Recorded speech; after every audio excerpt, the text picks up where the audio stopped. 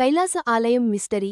కైలాసనాథుడి మహిమను ప్రతిబింబించే మహారాష్ట్రలోని ఎల్లోరా గుహలలో కైలాస ఆలయం మనకు ఎన్నో ప్రశ్నలు మరియు ఆశ్చర్యాలు కలిగిస్తుంది. ఈ ఆలయం ఒకే కొండను చెక్కి నిర్మించబడింది. దీనిని ప్రపంచంలోనే అద్భుతమైన శిల్పకళాకృతి అని చెప్పవచ్చు. ఈ ఆలయాన్ని 8వ శతాబ్దంలో రాష్ట్రకూట రాజు కృష్ణుడు మొదటి తన భక్తిపూర్వకంగా నిర్మించించాడని చెబుతారు. ఆలయాన్ని కైలం పర్వతానికి ప్రతిరూపంగా రూపొందించారు. ఆలయ నిర్మాణానికి దాదాపు 4 లక్షల టన్నుల రాతిని తొలగించారని భావిస్తున్నారు.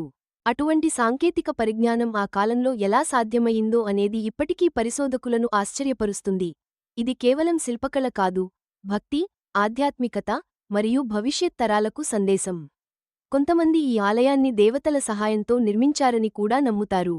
ఆ గుహలోని శిల్పాలు, దేవాలయం ఆవరణలోని రథాలు, మరియు శివలింగం మనకు భారతీయ సంస్కృతిలోని గొప్పతనాన్ని తెలియజేస్తాయి.